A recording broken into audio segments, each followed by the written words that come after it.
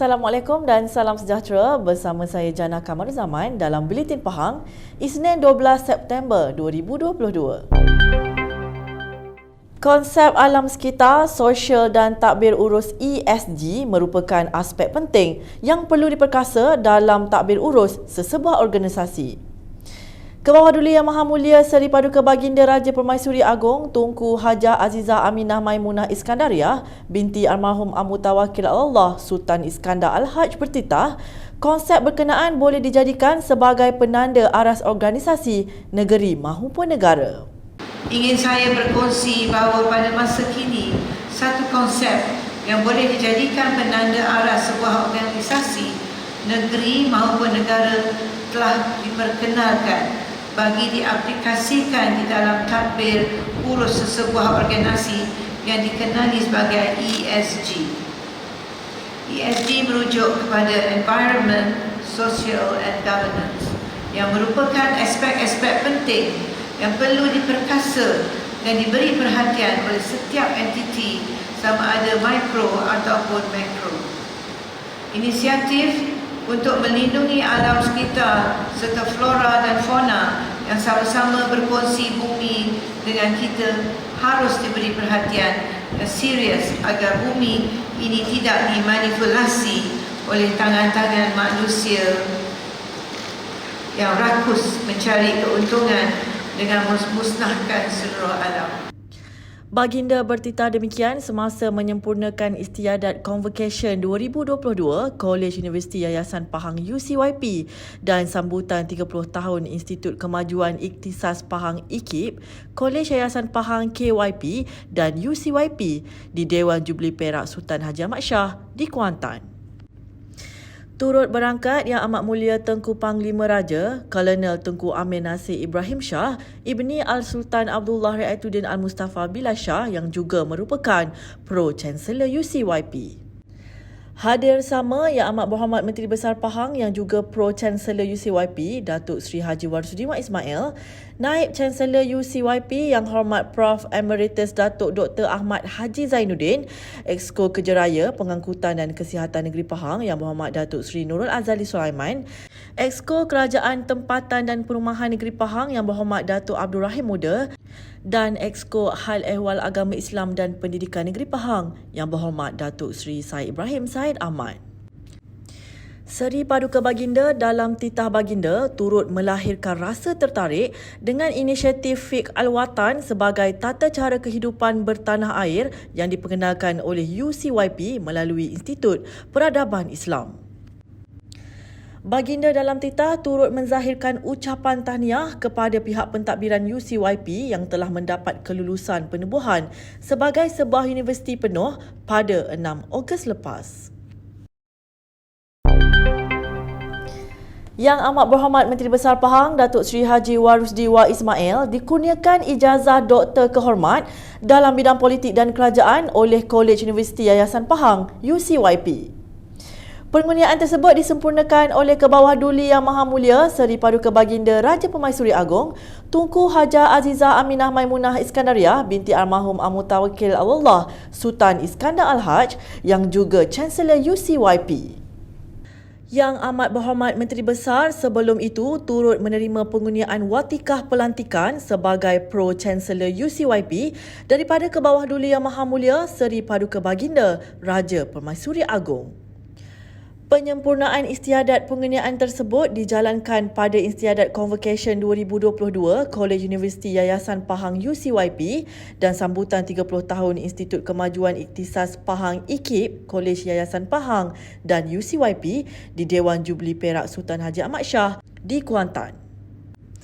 Hadir sama Naib Chancellor UCYP Yang Hormat Prof. Emeritus Datuk Dr. Ahmad Haji Zainuddin, Pengerusi Lembaga Pengelola UCYP Tan Sri Prof. Dr. Nurul Ainur Muhammad Nur, Exco Kerjeraya Pengangkutan dan Kesihatan Negeri Pahang Yang Berhormat Datuk Sri Nurul Azali Sulaiman, Exco Kerajaan Tempatan dan Perumahan Negeri Pahang Yang Berhormat Datuk Abdul Rahim Muda dan Exco Hal Ehwal Agama Islam dan Pendidikan Negeri Pahang Yang Berhormat Datuk Seri Said Ibrahim Said Ahmad.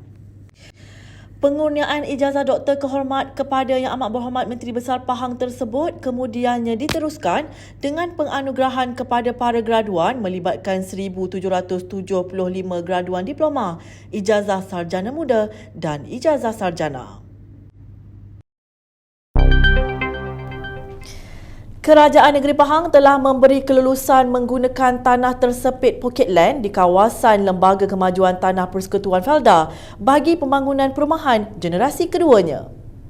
Yang Amat Berhormat Menteri Besar Pahang Datuk Seri Haji Warusdi Wah Ismail berkata, kerajaan negeri menerima peruntukan RM1 bilion bagi tujuan ini daripada Kerajaan Persekutuan. Persekutuan telah memperuntukkan RM1 bilion untuk tujuan pembangunan belia Felda dan juga rumah generasi kedua Felda. Daripada RM1 bilion tersebut telah diperuntukkan RM200 juta untuk rumah-rumah terbengkalai.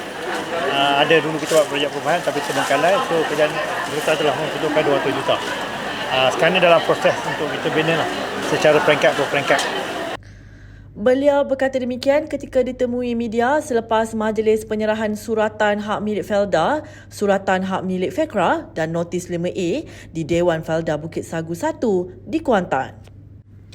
Menurut beliau, sebanyak RM200 juta daripada peruntukan yang diberikan tersebut akan digunakan bagi membaik pulih rumah terbengkalai di kawasan Felda. Beliau turut mengingatkan para penerima suratan hak milik berkenaan supaya tidak membuat perjanjian luar bagi menjual tanah yang diterima. Tambah beliau lagi, kurang 10% atau 2,720 peneroka Felda di negeri ini yang masih belum menerima suratan hak milik tanah setakat ini daripada 43,126 peneroka di Pahang. Seramai 675 penerima yang merupakan peneroka Felda Bukit Sagu 1, Felda Bukit Sagu 2 dan Felda Bukit Sagu 3 telah menerima suratan hak milik mereka.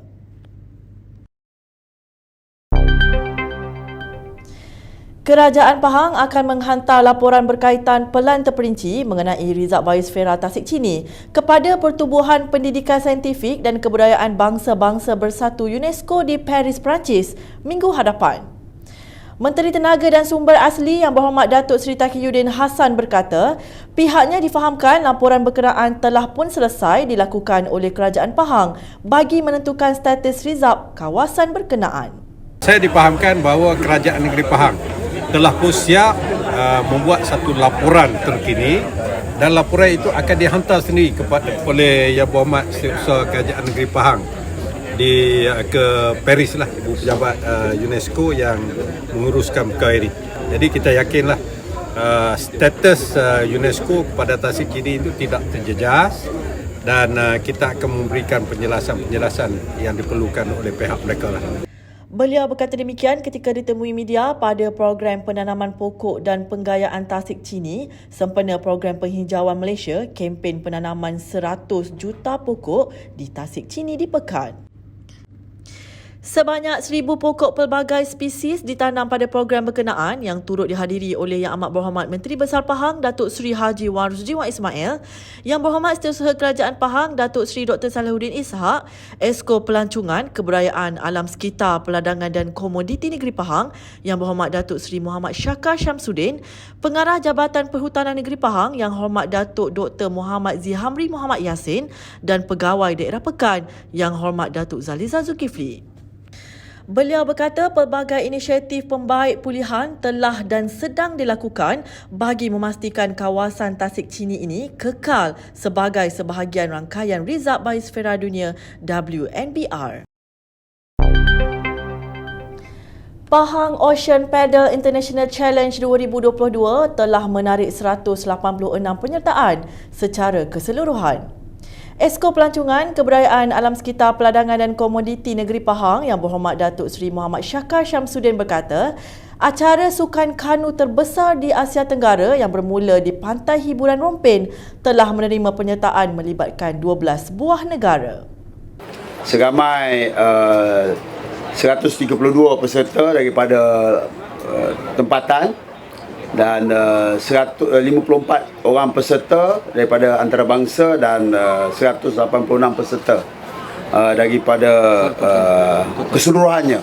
Kita merasa banggalah kerana kita dapat menjemput lebih kurang 12 negara dari negara-negara New Zealand, Australia, South Africa, Canada, Amerika, Thailand, Indonesia, Singapura, Japan, Iran dan juga China Taipei yang dapat turut serta bersama-sama dengan kita pada 5 perlumbaan yang bermula semalam dan akan tamat pada hari Ahad ni, iaitu 11 bulan 9. Beliau berkata demikian pada sidang media selepas mewakili Yang Amat Berhormat Menteri Besar Pahang Datuk Seri Haji Warsdi Wan Ismail merasmikan majlis penyampaian hadiah sempena acara Pahang Ocean Paddle International Challenge Malaysia 2022 di Pantai Legenda di Kuantan. Beliau berkata pihaknya juga bercadang untuk menjadikan acara sukan kanu sebagai acara tahunan di negeri ini bermula tahun ini. Pertandingan Popik 2022 ini menawarkan ganjaran wang tunai keseluruhan berjumlah RM300,000 dengan 7 kategori dipertandingkan iaitu antarabangsa lelaki dan wanita, kebangsaan lelaki, kebangsaan tandem lelaki dan wanita serta intervarsiti lelaki dan wanita. Baiklah, berita itu tadi mengakhiri Buletin Pahang pada hari ini. Ikuti Pahang Media di Facebook, Instagram, Twitter, YouTube dan TikTok untuk mendapatkan maklumat terkini di seluruh Pahang. Assalamualaikum.